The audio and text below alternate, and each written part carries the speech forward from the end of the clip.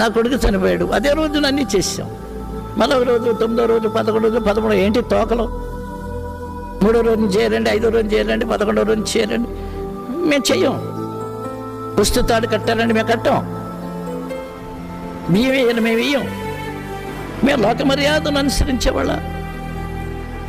శంకుస్థాపన తీసుకెళ్తారు, అంతకుముందు బాబు నాయనతో టైం నిర్ణయించుకుంటారు. ఆ శంకుస్థాపనలు వారు చేయాలి, వాళ్ళ ఎదురుగుండా. ముగ్గులేస్తున్నాయి నెల్లిసరికి. ఏంటి ముగ్గులేస్తున్నాయి? ముందే మీరు ముగ్గులేసేసుకుని మమ్మల్ని పిలిస్తే ఎందుకు పిలిచినట్టు? నేను చాలా గట్టిగా వాక్యం చెప్పాను, అంతే. తిరగబడ్డారంతే. మీరు తిరగబడి మీరు ఏమైనా చేసుకోండి. నేనేం భయపడి చెమటలు పట్టే మనిషిని కాదు, అవసరమైతే నిలబడతాను.